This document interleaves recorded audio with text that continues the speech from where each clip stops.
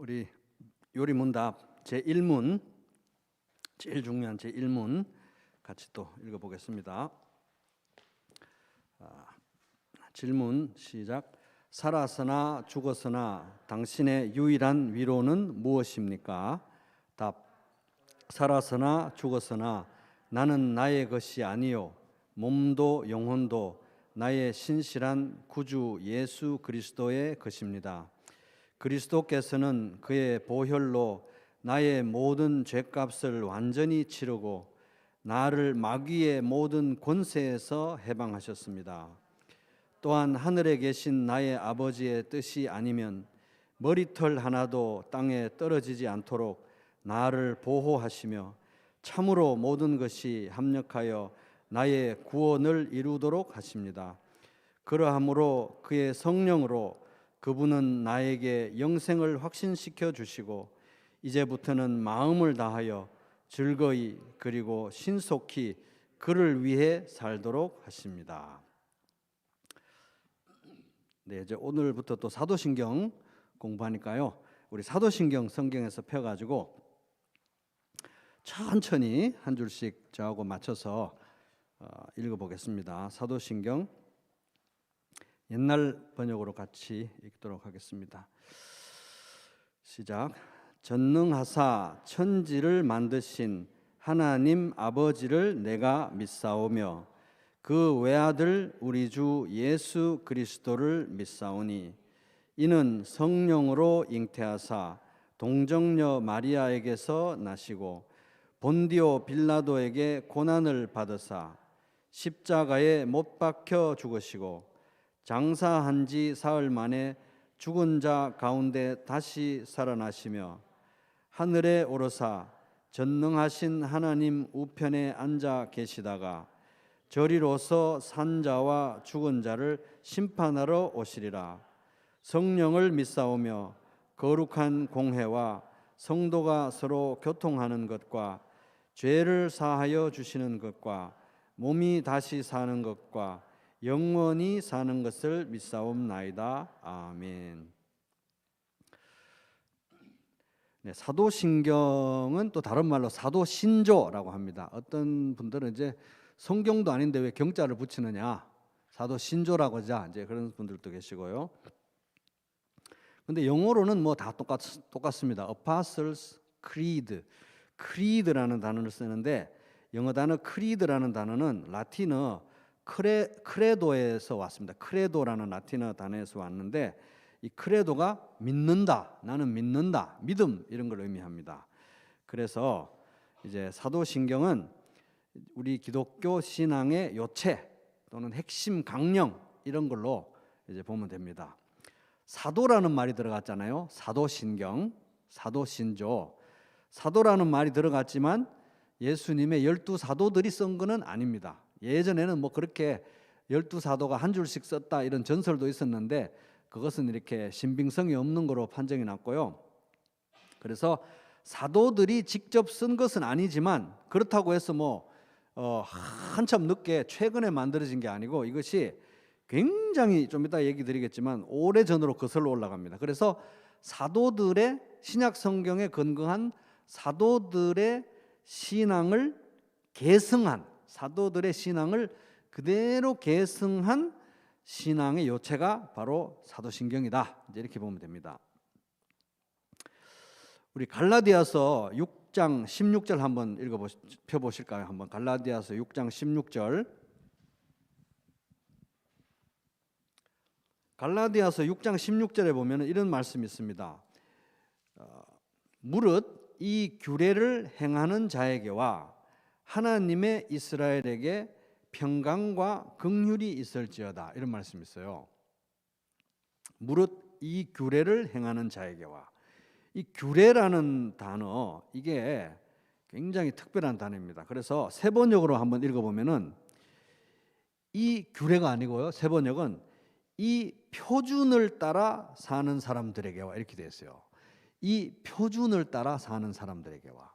그래서 우리 개역 성경은 규례, 세번역은 표준, 또 우리말 성경은 원리, 이 원리를 따라 사는 사람들에게 이렇게 돼 있고요.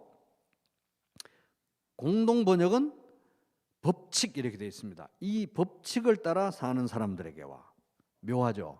갈라디아서 6장 16절. 그래서 이 규례라고 번역된 헬라어 단어가 카논이라는 단어인데 영어 단어 캐논의 이 어원이 됩니다. 이 캐논이라는 것은 뭔 뜻이냐? 법규, 표준 이런 뜻이에요. 표준.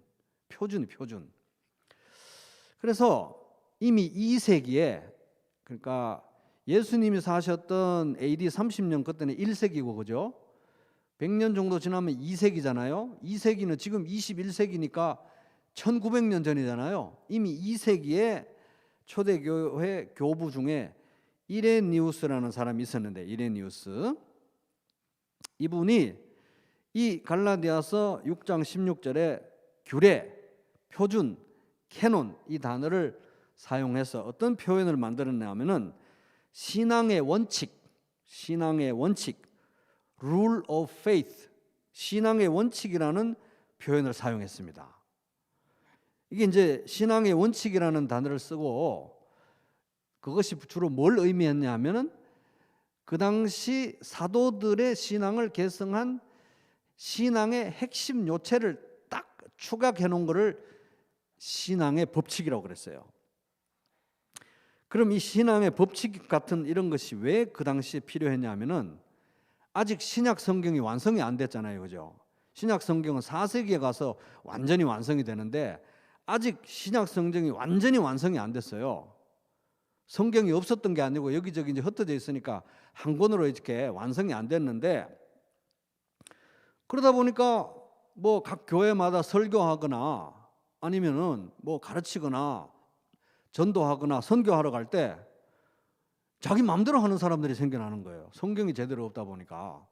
그래서 이 기준과 표준, 캐논이 없으니까 안 되겠다. 그래서 신앙의 원칙을 이렇게 사람들이 만들어가기 시작했어요. 2세기에 이미 지금부터 1900년 전에요. 그래서 그 신앙의 원칙에 기초해서 만들어진 굉장히 오래된 정형화된 오늘날 사도신경과 거의 흡사한 어떤 그런 것이 신조가 만들어졌는데 그런 거를 이제 지금 교회 역사에서 뭐라고 부르냐면 구로마 신조라 그래요. 구로마 신조. 옛날 로마 신조라 그러는데 이 구로마 신조가 2세기에 만들어진 거예요. 그러니까 지금부터 1900년 전에 이 구로마 신조 그러니까 신앙의 원칙에 근거해서 신앙의 원칙을 따와서 만든 구로마 신조가 지금부터 1900년 전에 만들어졌는데 이게 지금 현재 사도신경하고 거의 똑같아요. 그래서 제가 가져왔습니다. 제가 읽어볼 테니까 여러분 들어보시면서 사도신경하고 뭐 얼마나 차이가 나나 한번 들어보세요. 나는 전능하신 하나님 아버지를 믿습니다. 그의 외아들 예수 그리스도 우리 주님을 믿습니다. 그는 성령으로 동정녀 마리아에게서 나시고 본디오 빌라도에 의해 십자가에 못 박혀 죽으시고 장사되었습니다.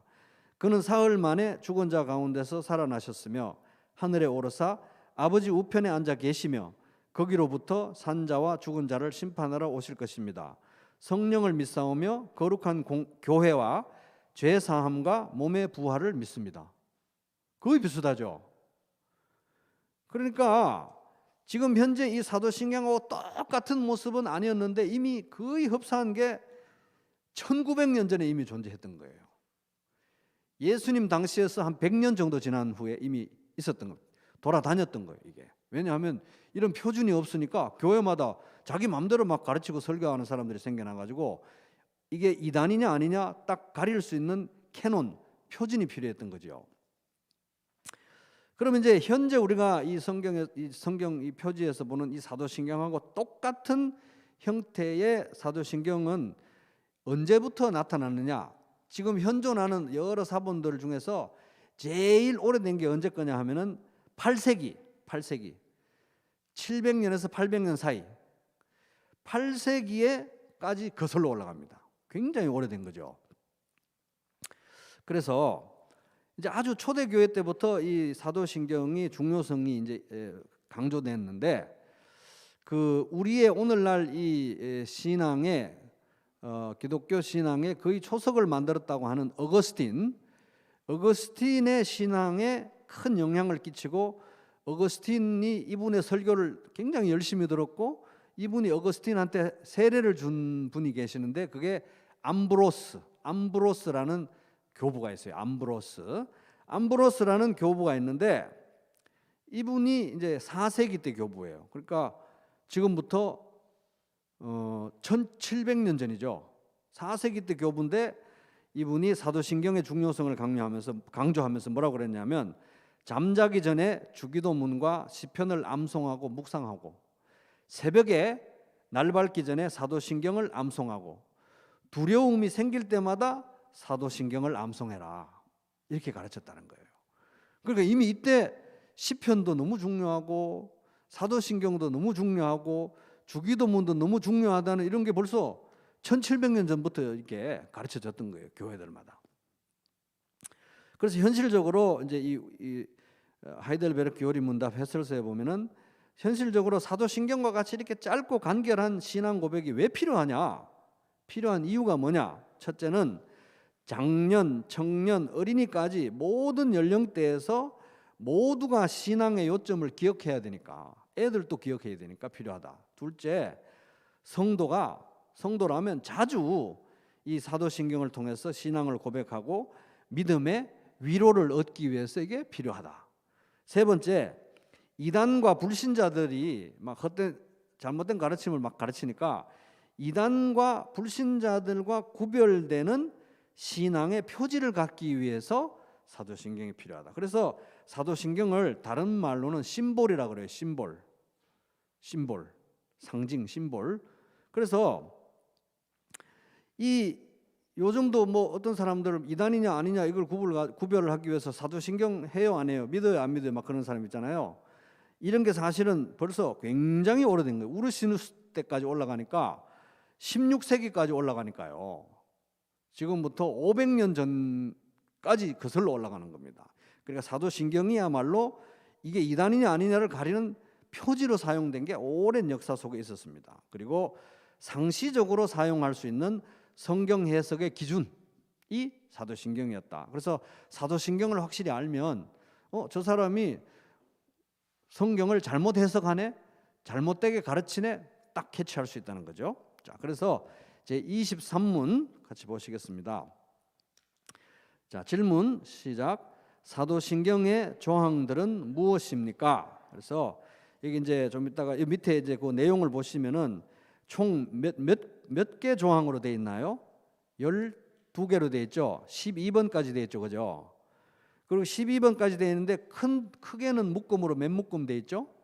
3묶음으로 되어 있습니다. 그래서 이 사도신경을 12조항으로 나누는 거는 이게 굉장히 오래돼서 5세기에 시작됐대요. 지금부터 1600년 전에 오래전에 시작됐다고 합니다. 그래서 한번 읽어보겠습니다. 답. 자, 첫 번째 로마 숫자 1번까지만 읽어볼게요. 첫 줄만 시작. 전능하신 성부 하나님 천지의 창조주를 나는 믿사오며. 자, 여기까지. 그래서 이제 이게 첫 번째 묶음이고요. 그 다음에 두 번째 묶음이 2번부터 7번까지입니다. 두 번째 묶음은 이제 예수님에 관한 거죠. 같이 천천히 저하고 맞춰서 읽어보겠습니다.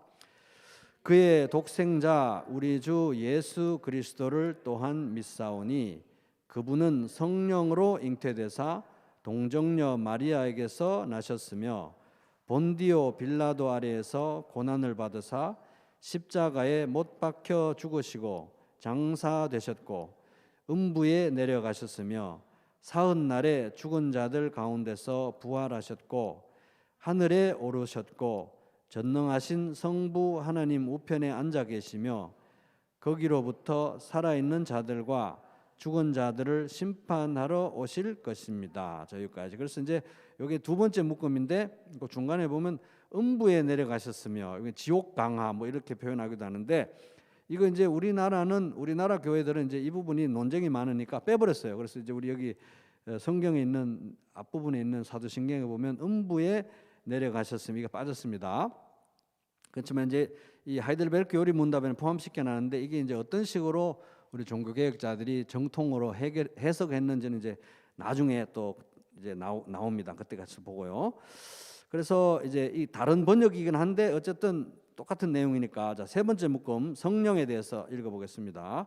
성령을 나는 믿사오며 거룩한 보편적 교회와 성도의 교제와 죄 사함과 육신의 부활과 영원한 생명을 믿사옵나이다. 아멘. 그래서 여기 이제 거룩한 보편적 교회 뭐 이렇게 되는데 뭐 홀리 캐톨릭 처치 이렇게 돼 있는데 영어로. 그래서 그 캐톨릭이 그 로마 카톨릭이냐 그런 건 아니고요. 캐톨릭이라는 말은 원래 의미가 보편적이라는, 그러니까 모든 온 지구상에 있는 모든 교회를 가리키는 표현입니다.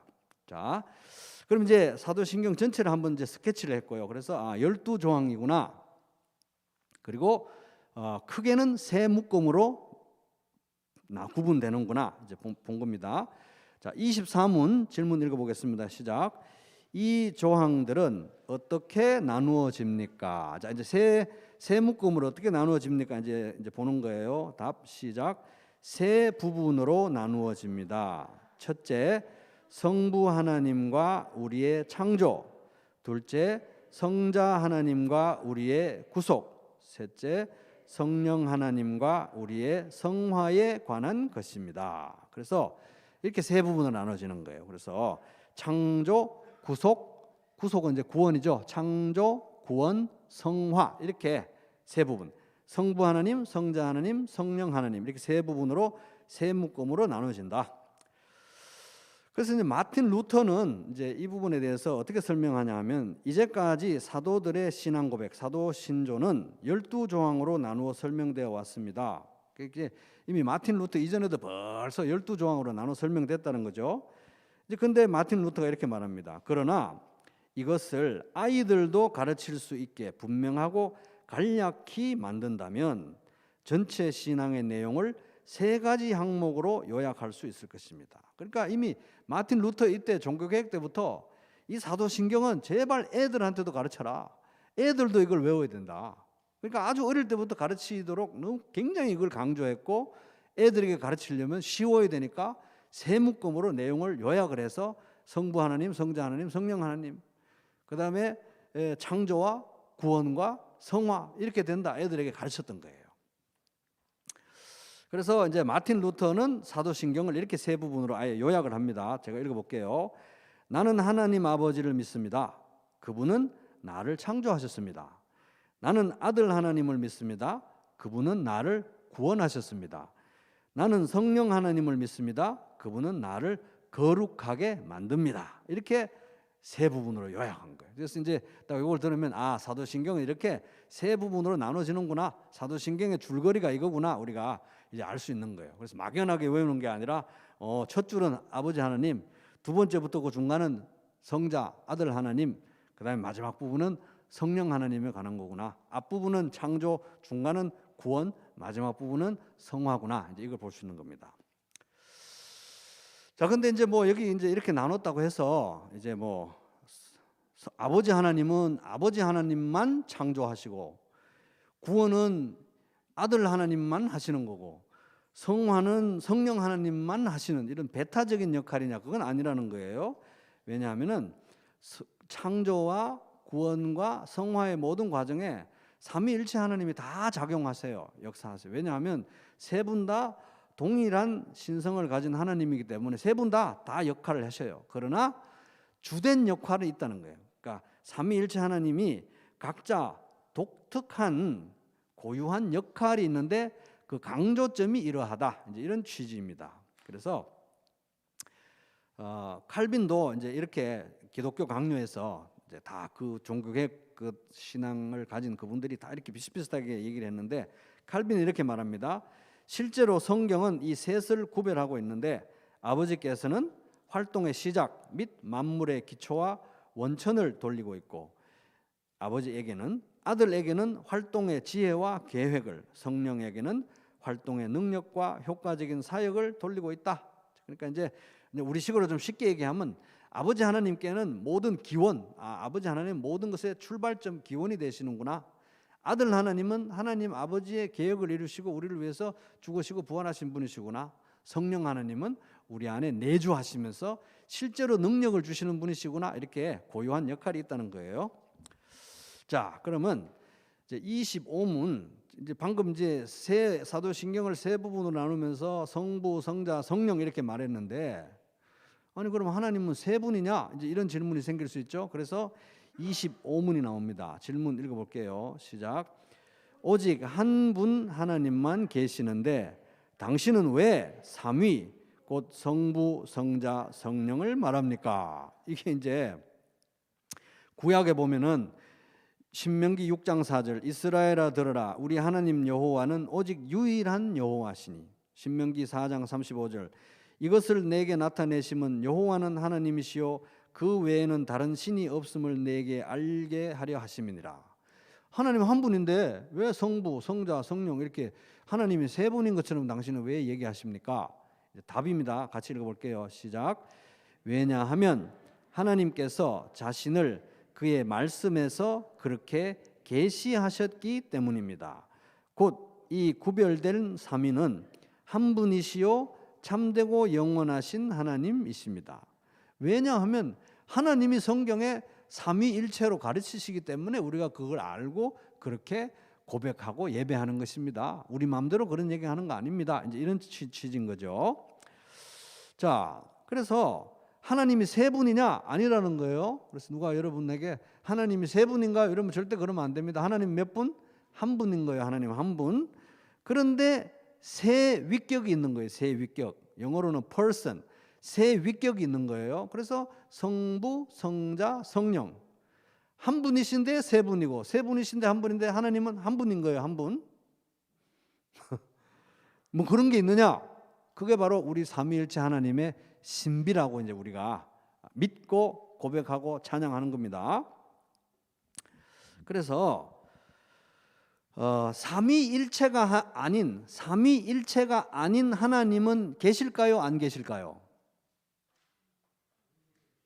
삼위일체가 아닌 하나님은 진짜 하나님일까요? 가짜 하나님일까요?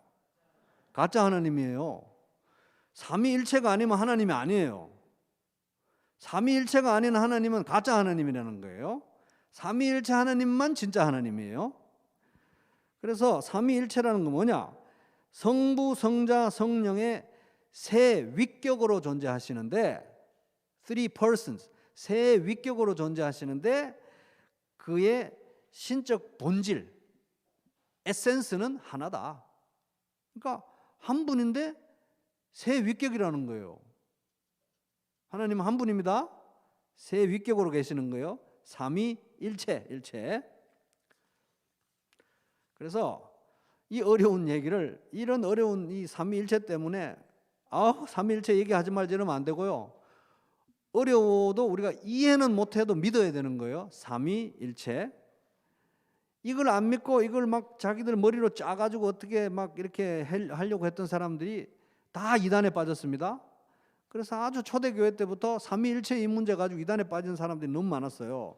그래서 4세기에 이 삼위일체에 대해서 신조가 만들어집니다. 사도 신조처럼 만들어지는데 그 중에 하나가 아타나시우스 신조인데 한번 들어보세요. 제가 일부분 읽어드리겠습니다. 이렇게 정리합니다.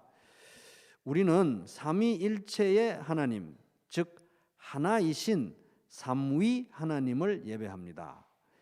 위격을 성부, 성자, 성령 위격을 혼동해서도 안 되고, 그 말은 아버지가 아들을 보내시고 아들이 십자가에 죽으시고 성령이 우리 안에 계시는데 아버지가 십자가에 죽으신 것처럼 막 얘기한다든지, 성령님이 막 예수를 보낸 것처럼 얘기한다든지 이러면 안 된다는 거, 막 짬뽕하면 안 된다는 거예요. 위격을 혼동해서도 안 되고, 그렇다고 해서 본질을, 신적 본질을, 하나밖에 없는 신적 본질을 막 쪼개서도 안 된다. 마치 신이 세 개인 것처럼, 하나님이 세 분인 것처럼 말해도 안 된다는 거예요.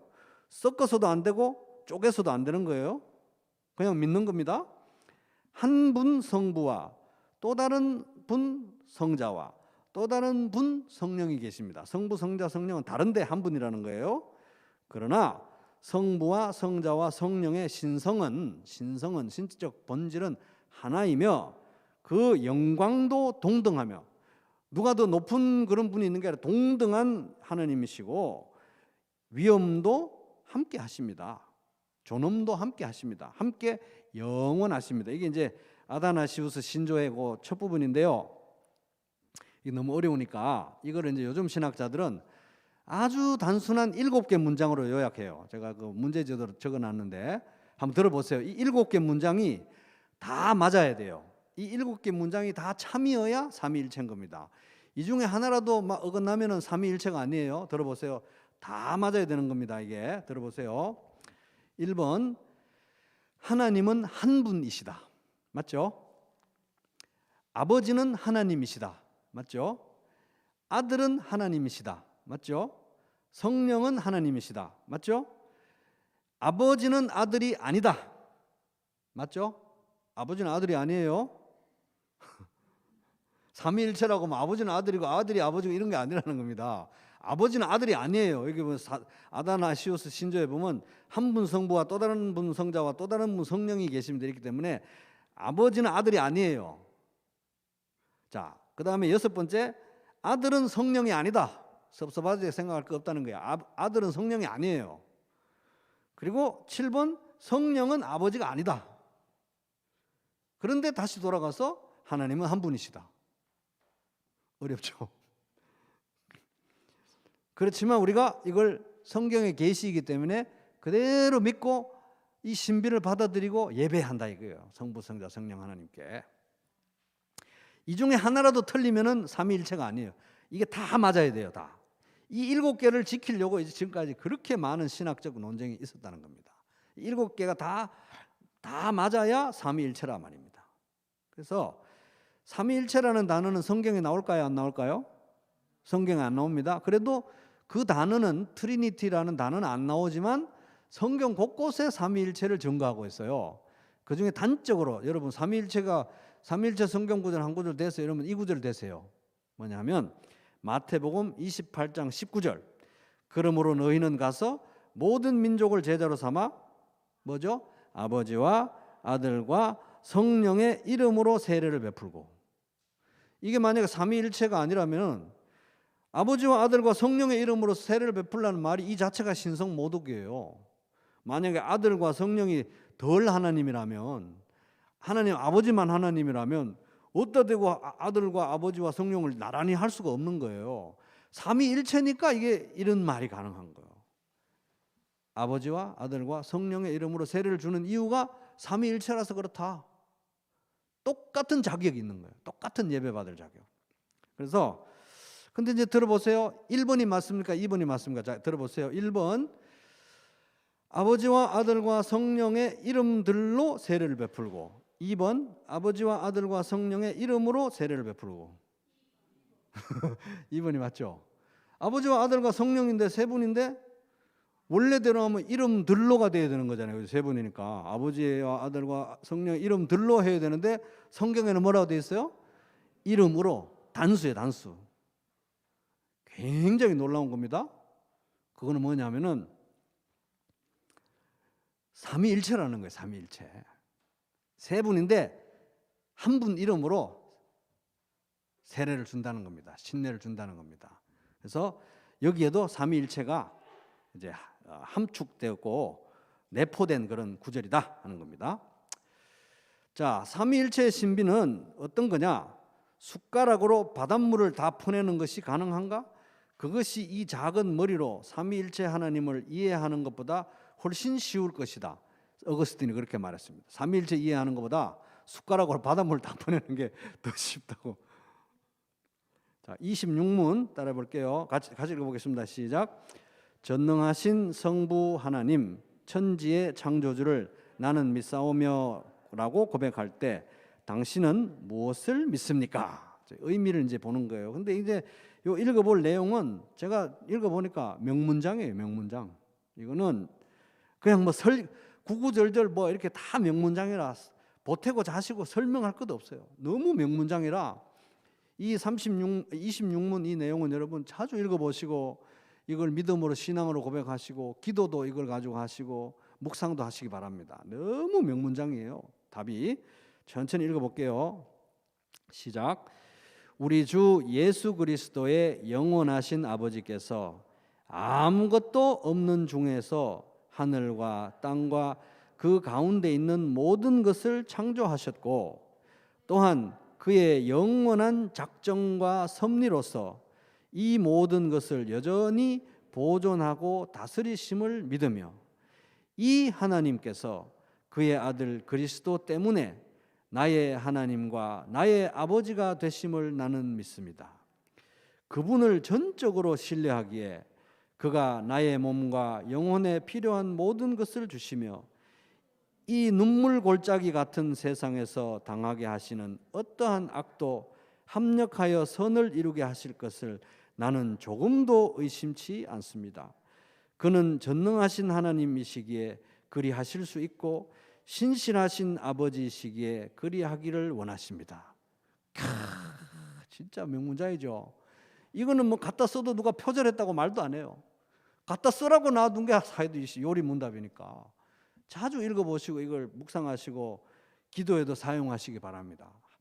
구절구절이 명문장이고 구구절절이 정말 묵상해야 될 내용입니다.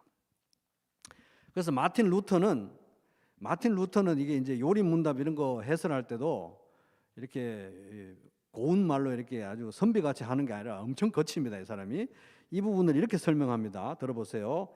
그런데 이것을 이 창조주 하나님에 대해서 찬찬히 들려주면서 자기가 설교하면서 깨달았다 이게 알게 되는 것이 있습니다.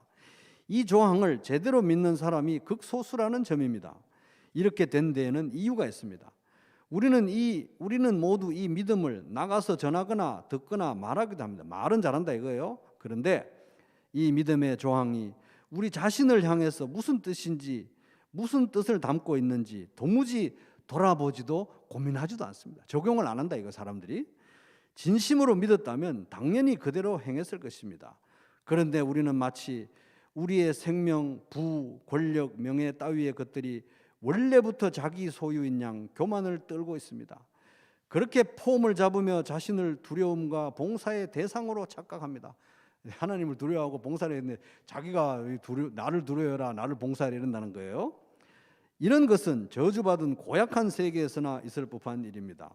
이는 술에 만취해 보이는 것이 없는 상태나 다름없어서 하나님께서 주신 모든 귀한 물질과 선물들을 오직 허영과 탐욕과 육체의 쾌락에만 사용합니다. 그러고서는 하나님의 얼굴을 향해서 감사하지도 않고 창조주로 여기지도 않습니다. 루터 대교리 문답 207페이지. 굉장히 아주 거친 표현을 썼죠, 그죠? 그래서 태초에 하나님이 천지를 창조하시느라 이 한 구절만 잘 묵상해도 이해하고 적용해도 인생이 완전히 달라진다는 겁니다. 자, 27문 이제 하나님의 섭리란 얘기가 나오는데 그거에 대해서 보는 겁니다. 질문 시작. 하나님의 섭리란 무엇입니까? 답. 섭리란 하나님의 전능하고 언제 어디서나 미치는 능력으로 하나님께서 마치 자신의 손으로 하듯이 하늘과 땅의 모든 피조물을 여전히 보존하고 다스리는 것입니다. 그리하여 잎새와 풀, 비와 가뭄, 풍년과 흉년, 먹을 것과 마실 것, 건강과 질병, 부와 가난, 참으로 이 모든 것이 우연이 아니라 아버지와 같은 그의 손길로 우리에게 임합니다.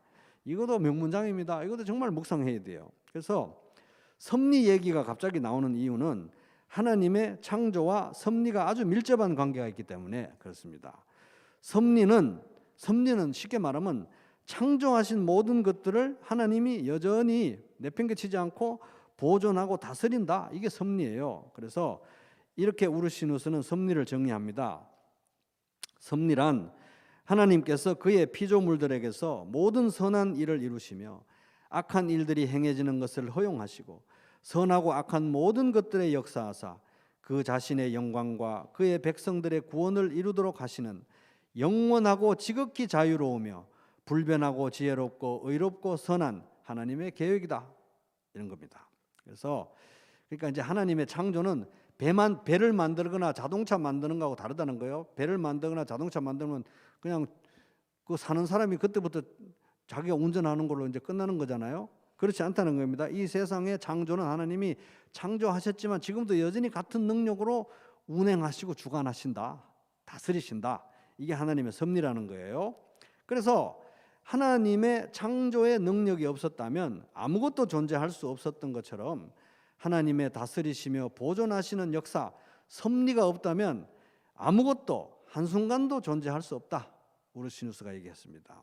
그래서 이 섭리의 교리를 제대로 받아들이지 않으면 창조주 하나님을 제대로 이해할 수가 없어요. 왜냐하면 섭리를 받아들이지 않으면 창조주 하나님은 창조해놓고 내동댕이 치는 하나님이거든요. 그래서 진짜 창조주 하나님을 이해한다면 섭리의 교리를 받아들일 수밖에 없다. 그래서 이제 후반부 먹는 것, 마실 것, 건강과 질병, 부와 가난, 이게 다 우연이 아니라 아버지의 손끝을 통해서 우리들에게 임하는 거다. 그 모든 일들 가운데 어떤 일이 생긴다고 해도 하나님이 나의 아버지라는 사실은 변하지도 흔들리지도 않는다. 이제 이런 얘기입니다. 한결같다 하는 겁니다. 자, 28문 질문 같이 읽어보겠습니다. 시작. 하나님께서 모든 것을 창조하시고 섭리로서 여전히 보존하심을 아는 것이 우리에게 어떤 유익을 줍니까? 이 섭리를 이제 정리하고 나서 섭리를 아는 게 왜 이렇게 중요하냐? 답 시작. 우리는 어떤 역경에서도 인내하고 형통할 때 감사하며 또한 장래 일에 대해서도 우리의 신실하신 하나님 아버지를 굳게 신뢰하며 어떠한 피조물이라도 우리를 하나님의 사랑에서 끊을 수 없으리라 확신합니다.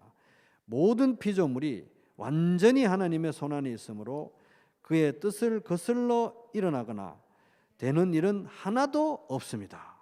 그래서 여기서 대조되는 게 딱 두 가지가 대조되는 거예요. 창조주 하나님과 피조물이 딱 대조가 되는 거예요. 대척점이 있어요. 창조주 하나님, 나의 아버지 창조주 하나님과 하나님이 만드신 모든 피조물에는 시간도 포함되죠. 장소도 포함되죠. 모든 살아있는 것들이 다 포함됩니다. 하여튼 하나님 빼놓고는 다 피조물이에요. 시간도. 그래서 이 세상에 존재하는 모든 게 다 그의 피조물인데 만드신 건데, 다 피조물이라면 창조주의 뜻을 거스를 수는 없다는 거잖아요. 그래서 창조주 하나님이 중요한 거예요. 왜냐하면 하나님 빼놓고는 다 피조물인데 이 세상의 어떤 피조물도 창조주 하나님을 거스를 수는 없다. 그래서 창조주라는 사실이 그렇게 중요한 거예요. 그래서 이 세상에서 우리를 아버지의 사랑에서 끊어내겠다고 달려드는 모든 것들, 아니면 혹시 그렇게 할까봐 우리가 두려워하는 모든 것들은 다 피조물이라는 거예요. 피조물. 보이는 것이나 보이지 않는 것이나 다 피조물인데 그 어떤 피조물도 창조주의 손안에 있는 나를 건드릴 수 있다 없다? 없다. 그래서 창조주라는 사실이 이렇게 중요하다는 겁니다. 그래서 칼빈이 이 섭리의 교리를 성도의 삶에 적용하면서 이렇게 말했습니다. 들어보세요. 그분께로부터 우리에게 오는 것은 무엇이나 우리의 행복으로 이끌지 않는 것이 아무것도 없다. 기독교 강요에서 이렇게 썼어요. 존 칼빈이. 뿐만 아니라 모든 역경들까지도 조용하고 화평한 마음으로 받아 마치 그분의 손으로부터 오는 것인 양, 아까 아버지의 손이라 그랬죠. 받아들이고 그의 섭리가 우리를 돌보신다는 것을 생각하고 또 그것이 우리를 괴롭게 하고 억누를지라도 우리 구원을 계속 생각해야겠다. 그러므로 마지막에 무슨 일이 일어나든지 간에 우리는 의심치 말고 자애로우신 아버지에 대한 믿음을 잃지 말고 또 마찬가지로 그가 주시는 구원을 기다리며 살아야 되겠다. 기독교 강요 128페이지. 그래서 이제 이 우르시누스는 뭐라고 했냐면 이 섭리가 너무 중요하니까 하나님의 섭리가 유지되지 않으면은 신앙의 모든 진리 전체와 경건의 기반 자체가 다 무너져 버릴 것이다. 왜? 첫째, 역경 가운데 우리가 안심하고 인내할 수가 없어요. 불안해서. 두 번째, 은총 가운데서 감사하는 마음이 없어요. 다 자기가 한 것처럼 여겨지니까. 셋째, 미래에 대한 소망을 갖지 못할 것이다. 그래서 우리의 신앙의 기반이 섭리가 없으면 다 무너져 내리니까 이 섭리에 대해서 묵상해야 된다 하는 것입니다. 그래서 여러분 오늘 이제 조금 빨리 지나가긴 했는데 또 강의도 반복해서 들으시고 오늘 완전 명문장이에요. 이 명문장들을 반복해서 읽으시고 내 것으로 되도록 그렇게 체화되도록 하면 좋겠습니다.